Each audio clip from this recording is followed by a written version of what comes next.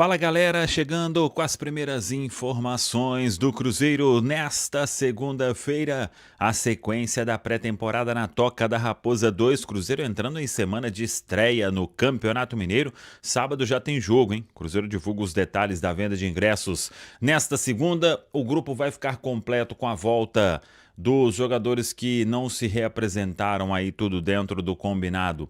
Na última sexta-feira, movimentações de mercado, tudo isso você confere a partir de agora na Samuca TV. Vamos lá, pessoal, antes aquele pedido sempre importante para você deixar o like, é só clicar aí no joinha, você vai curtir o vídeo. Você que ainda não é inscrito aqui na Samuca TV, faça a inscrição, na sequência ative o sininho para não perder nenhum conteúdo. Vamos juntos com as primeiras do dia nesta segunda-feira, começando aí com a retomada dos trabalhos para o grupo que se reapresentou na última sexta e o início dos trabalhos para o grupo que vai se reapresentar na manhã desta segunda-feira. E aí o Cruzeiro tem todo mundo à disposição do técnico Tite. Hoje se reapresentam o goleiro Cássio, os zagueiros Fabrício Bruno e Vidalba, os laterais Kaique e William, os volantes Lucas Romero, o Wallace Lucas Silva, o meia Matheus Pereira, o volante Christian e os atacantes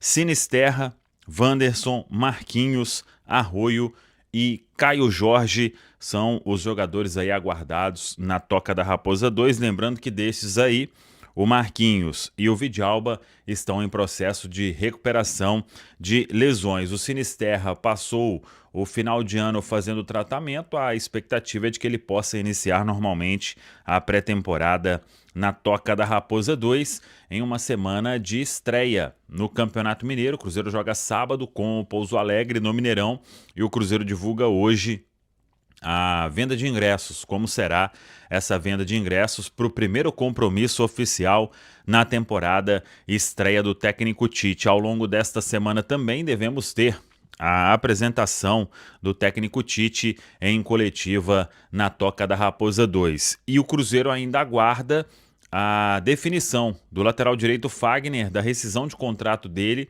com o Corinthians. O Corinthians até informou, o time se reapresentou, o Fagner não se reapresentou. Segundo o próprio Corinthians, o jogador negocia a rescisão de contrato porque já existe um acordo para ele continuar no Cruzeiro com um contrato em definitivo e até fazendo planos depois para uma aposentadoria. Sobre mercado, é aguardar qual será a resposta do Zenit. O Cruzeiro fez realmente a proposta oficial, inclusão do Jonathan Jesus, mais 12 milhões de euros para ter o meia Gerson. Com o Gerson, tudo já bem encaminhado, mas claro, o principal é se acertar com os russos. E com quem a gente conversa, todo mundo é unânime em dizer que será uma negociação bem complexa, mas o Cruzeiro vai fazer muito esforço aí para atender ao técnico Tite, que quer muito o Gerson na Toca da Raposa 2. Matheus Pereira, que volta a treinar hoje, a expectativa é de que ao longo da semana tenha aí reunião do Matheus Pereira com o Cruzeiro, com o staff, porque todo mundo quer acelerar o processo de renovação de contrato. Caio Jorge também aguardado hoje normalmente, porque a negociação com o Flamengo ficou naquela segunda proposta que foi recusada prontamente e pelas informações que vêm do Rio de Janeiro, o Flamengo não deve aumentar os valores e com isso não terá nenhuma negociação avançando. De falar sobre a possibilidade de Alexander Barbosa, zagueiro argentino de 30 anos de idade, virar reforço do Cruzeiro. Essa especulação surge nas redes sociais ao longo do domingo e muita gente na live do canal do Nicola na noite de domingo me questionou se existia alguma chance de o negócio acontecer. Mandei a pergunta para um dirigente do Cruzeiro que só foi me responder na madrugada de domingo para segunda. Trago a atualização por aqui. Antes, registrar que o Alexander Barbosa ganha perto de R$ 1.100.000 por mês no Botafogo. E em meio à liquidação pela qual passa o Botafogo, Marlon Freitas já foi vendido para o Palmeiras e o Savarino deve ser o próximo. Muita gente imaginando que o Barbosa também poderia sair do clube. O Cruzeiro admite as tratativas e a intenção de fechar com o zagueiro. Não deu certo com o Vitão e com o Nino, mas especificamente com o Barbosa não vai acontecer. Dá uma olhada na frase que eu vi desse dirigente cruzeirense, abre aspas: posso assegurar que o Barbosa não faz parte dos planos. Atleta que chegou de graça ao Botafogo e em 2 temporadas soma 98 jogos, 2 gols e 1 assistência. Barbosa caberia no seu time do coração? Já usa o espaço para comentário e registra a sua opinião, beleza? Sobre mercado do Cruzeiro, alguma novidade sobre zagueiro? Sobre o Alexander Barbosa? Gerson, será que vem mesmo? O Cruzeiro tinha que aceitar os 27 milhões no KJ. Me ligaram, caiu a live, mas estamos de volta. Bom, vamos lá. Respondendo sobre reforços para o Cruzeiro. Sobre Alexander Barbosa, não havia ouvido nada a respeito do Barbosa no Cruzeiro, tá? O Cruzeiro tentou o Vitão e se incomodou demais com a forma como o Internacional, na última hora, roeu a corda. Vocês vão lembrar que havia um acordo, o Inter adiou o acerto definitivo para que o Flamengo aumentasse a proposta. Até por isso, o Cruzeiro decidiu não mais negociar com o Internacional. Vai negociar com o Colorado em último caso, beleza? Sobre Gerson, a primeira pedida do Cruzeiro em relação ao Gerson foi de empréstimo. Não aconteceu. Depois, quando começaram a negociar em definitivo, o Zenit apareceu com 40 milhões de euros. O Cruzeiro disse, esquece, não tem a menor chance. E o Gerson fazendo muita pressão para virar reforço do Cruzeiro. O Gerson já topou jogar no Cruzeiro, tá? Isso é fechado. Falta a parte mais importante, que é o acordo entre os clubes. A última proposta que o Cruzeiro fez foi de mandar o Jonathan Jesus e mais 12 milhões de euros para que o negócio saísse. O Cruzeiro ainda não chegou aos 15 milhões de euros mais o Jonathan Jesus. Acho que esse negócio vai acontecer quando o Cruzeiro alcançar tais cifras, tá? 15 milhões de euros mais Jonathan Jesus. O Cruzeiro estava tentando queimar etapas sem gastar tanto dinheiro. Mas no final das contas, imagino que essa deve ser a operação. Sobre o Caio Jorge, dá para o Cruzeiro barganhar um pouco mais. O Flamengo, não é que ele desistiu, mas o Flamengo vai dar um tempo em relação a essa negociação, até porque percebeu que para o Pedro Lourenço vender o Caio Jorge por agora, depois de pedir 50 milhões de euros, pegaria mal. Mas ainda acho que esse negócio pode acontecer um pouco mais para frente na janela, com cifras ainda superiores. Ronan Lima, Nicola, Cruzeiro e Botafogo negociam troca envolvendo o Wallace e o atacante Marquinhos, mais o valor que seria gasto no Vitão por Savarino e o zagueiro Barbosa procede. Não, não pode proceder, Ronan, porque o Savarino está muito perto de virar reforço do Fluminense. Botafogo e Fluminense já tem um acordo fechado, tá?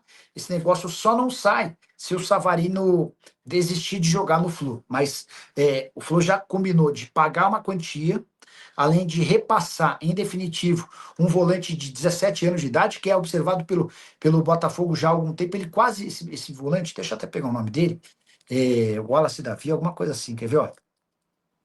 Mas aí só para retomar essa história. Recentemente, o Fluminense esteve perto de contratar o Marlon Freitas. Na última hora, o Palmeiras atravessou o negócio e fechou. E nessa negociação que envolvia Marlon Freitas, Fluminense e Botafogo, o Botafogo havia pedido o Wallace Davi, volante de 18 anos de idade. Então, o negócio com o Wallace Davi não aconteceu naquele momento. Agora, com a possibilidade de transferência do Savarino, ficou combinado que o Flu paga uma grana, repassa o Wallace Davi e o negócio é fechado.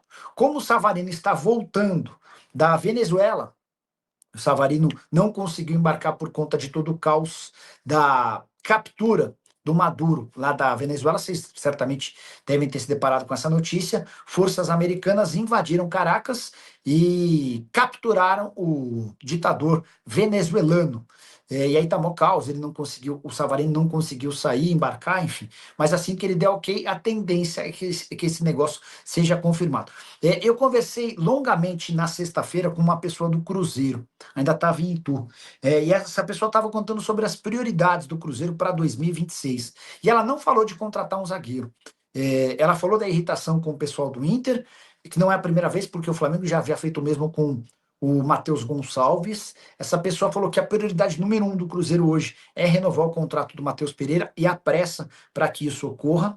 Essa pessoa falou em relação às negociações com o Gerson, e havia um terceiro movimento que o Cruzeiro pretendia fazer, e não me lembro, era a negociação com o Gabigol.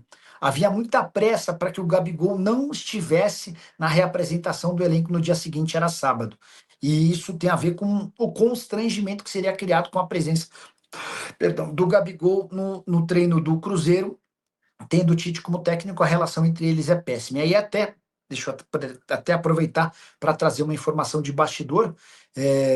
O Cruzeiro concordou em pagar a maior parte dos vencimentos do Gabigol enquanto atleta do Santos. O Peixe está bancando 1.250.000, o Cruzeiro vai ser responsável por 2.200.000, empréstimo até o fim da temporada, gratuito. O Cruzeiro não permite que o Santos utilize o Gabigol nos jogos entre eles, não há valor de opção de compra, nem de obrigação, nem nada disso, tá bom? O Luiz Daniel, Gerson está fechado. Vamos lá, Luiz. O Gerson já disse sim ao Cruzeiro. Entre Cruzeiro e Gerson tá tudo acertado, tá? O grande problema é o convencimento do Zenit. Acho que vai acontecer. Vamos lá, mais participações. O Brandon Soares. Gerson no Cruzeiro, ele tirou o nome do Zenit do Insta dele. Pelo Gerson o negócio já tá fechado. Ontem, inclusive, o pai dele esteve na Toca da Raposa, aceitou a proposta, a parte salarial tá toda resolvida, tá bom? Como será o fair play aqui no Brasil e para quais séries? Vamos lá, sem Lero. A ideia é começar a aplicá-lo no Campeonato Brasileiro desse ano. E esse fair play financeiro, ele tem como grande objetivo, isso é importante, fazer com que os clubes não gastem mais do que aquilo que eles arrecadam. Então, o fair play financeiro não foi criado para diminuir a distância entre Flamengo e Palmeiras para os demais clubes. Pelo contrário, ele foi criado para que São Paulo, Corinthians, Santos, Atlético Mineiro, Internacional, entre tantos outros, não prometam que paguem e não paguem, tá? Esse é só para ser bem claro. Então, vai haver um escalonamento das punições e das exigências. Num primeiro ano de adaptação, há menos cobranças. Você não pode fechar no vermelho. Você não pode ter um prejuízo de determinado valor, sob o risco de sofrer sanções. Você não pode, a partir desse ano, se comprometer a pagar alguma coisa e não pagar, senão as punições virão e virão de forma escalonada, cada vez com cifras e com condições piores, tá bom?